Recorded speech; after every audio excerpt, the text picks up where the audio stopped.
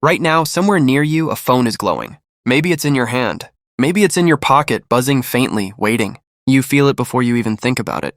A tiny itch, a pull. The moment a line at the store stalls, or a meeting goes quiet, or a video buffers for 3 seconds too long, your thumb is already moving. You tell yourself it's just a habit, a modern problem, a side effect of having too many apps and too little patience. But the real answer is far stranger. That itch is not new. It is not digital. It is not even human, not really, not in the way you think. It is older than language, older than fire, older than the first tools your ancestors ever picked up off the ground. What you feel when you're bored is a survival mechanism so deep in your brain that it was running for hundreds of thousands of years before anyone had anything to scroll. Here's the question almost nobody asks. What did people do all day 60,000 years ago, when there was no fire to tend, no food to gather, no danger to watch for? When there was, for a few hours, simply nothing to do? The honest answer is that this almost never happened. And the reason it almost never happened is the same reason.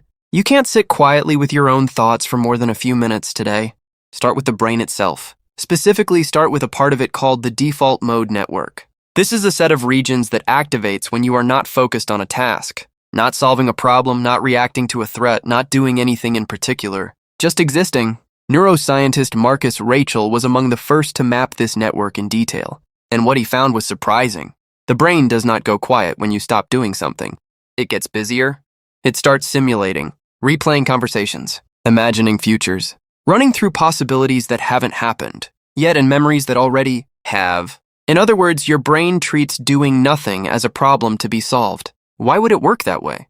Think about what idle time actually meant for most of human history. Not free time, not relaxation. Idle time meant exposure. If you were a small group of early humans on an open savanna, and there was nothing immediate to do that wasn't a gift, that was a gap. A gap in vigilance, a gap in food gathering, a gap that, if left unfilled, could mean a predator gets closer, or the group drifts apart, or someone wanders off and doesn't come back. So the brain evolved to fill the gap. Constantly, automatically, whether you wanted it to or not. This is where the discomfort comes from. That restless, slightly itchy feeling of having nothing to do isn't a malfunction. It's a signal. It's your brain saying very loudly, this is not a normal state, do something about it.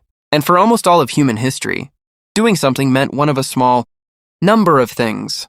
Foraging, tool-making, grooming, watching the horizon. Or, when the sun went down and the real dangers of night arrived, gathering close to a fire and talking. This is where things get interesting.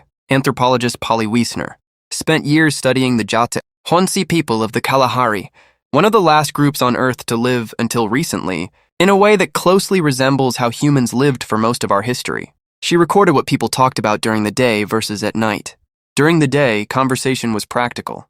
Complaints, gossip, economic matters, who owed what to whom. But at night, around the fire, something shifted. The talk turned to stories, myths, tales of distant relatives, ancestors, animals that could think and trick each other, worlds beyond the visible one. Daytime was for surviving. Nighttime, lit only by flame, was for something else entirely. Here's the part that should make you pause. Wiesner found that this nighttime storytelling wasn't just entertainment in the way you might assume. It synchronized people. It built shared mental maps of the world, shared values, shared history, all without anyone realizing that's what was happening. The stories carried information, but more than that, they created a kind of group cohesion that pure information never could. People who heard the same stories, who laughed at the same moments, who feared the same monsters in the dark, became bonded in a way that silence never produces. Now connect this back to boredom. Around that fire, there was no scrolling, no screens, no games on a shelf waiting. And yet the same restless brain that makes you reach for your phone today was active in every person sitting in that circle. The difference is that their environment had an answer built in. The fire was lit, the group was close. The stories were already there, passed down, ready to be told again, with small variations by whoever felt like talking. Boredom in that setting didn't lead to isolation. It led directly to connection. This is where evolutionary psychologist Robin Dunbar's research becomes useful. Dunbar is best known for a number, roughly 150, representing the rough limit of meaningful relationships a human brain can maintain. But less famous is his work on what actually maintains those relationships. It isn't grand gestures. It's small, repeated, low-stakes social contact, talking, joking, telling and retelling stories, essentially filling idle time together. The fire wasn't just light and warmth, it was a stage, and boredom was the cue that sent everyone toward it. Now think about what happens when that stage disappears. Modern life is, in many ways, the first time in human history that idle time and social time have come apart. You can be bored and completely alone, surrounded by other people even, but each of you facing a small glowing rectangle instead of each other. The restless feeling is exactly the same as it was around that fire, but the built-in social answer is gone. Or at least it's optional now. Easy to skip. So what fills the gap instead? For most people, the answer is a screen. And screens are remarkably good at answering the brain's ancient demand for stimulation, because that demand was never picky. It didn't evolve to require fire or stories specifically. It evolved to require novelty, social information, and narrative. Anything that delivers those three things will satisfy it, at least for a moment. This is worth sitting with. Your phone is not hijacking some uniquely modern weakness. It's answering a question your brain has been asking since before. Your species had a written language. The question is simply, what's happening? What's new? What's the story? For 60,000 years, the answer came from a small circle of people you knew, lit by flame telling you about the world. Now the answer comes from millions of strangers, lit by a screen, telling you about everything at once. Same question, wildly different answer. And here's the twist that researchers have only recently started to take seriously. The fire-based answer wasn't just satisfying, it was bounded. A story ends. The fire burns down. Eventually, everyone goes to sleep and the restlessness resets for the next day. The screen-based answer has no such boundary. There is no ending. There is no fire burning low to signal that it's time to stop. The same mechanism that once pulled small groups together around a shared story now pulls individuals apart, each one chasing an endless, personalized stream that never quite resolves.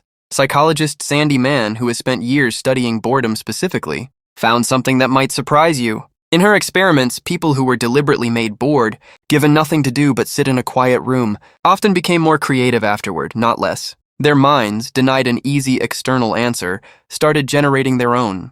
Daydreams turned into ideas. Idle thoughts turned into solutions to problems they hadn't been actively thinking about. In other words, the discomfort of boredom isn't just a prompt to seek distraction. It's also a prompt to create. Your ancestors, sitting in that quiet stretch before the story started, weren't just waiting. Some of them were almost certainly thinking, working out a better way to make a tool, wondering about a pattern in the stars, turning over a problem from earlier in the day. The brain doesn't actually want to be empty. It wants to be engaged one way or another. And it isn't fussy about whether that engagement comes from outside or from within. So here's where this leaves you. That itch you feel, the one that sends your thumb toward your phone before you've even decided to move it, is not weakness. It's not a character flaw, and it's certainly not new. It's the same ancient alarm that once sent people toward firelight and familiar voices. The alarm still works exactly as designed. What's changed is everything around it. The fire is gone. The circle of people is optional. And the easiest answer is almost always available, in your pocket, requiring nothing from you at all. But the harder answer, the one that actually matches what that alarm was built for, hasn't gone anywhere either. It's still sitting there in the quiet, waiting for you to notice it. A conversation you could start instead of scrolling past. A thought you could follow instead of swiping it away. A story you could tell out loud to someone sitting near you. Right now, somewhere near you, a phone is glowing. The question is whether you'll answer the alarm the way your brain expects, or the way it was built for.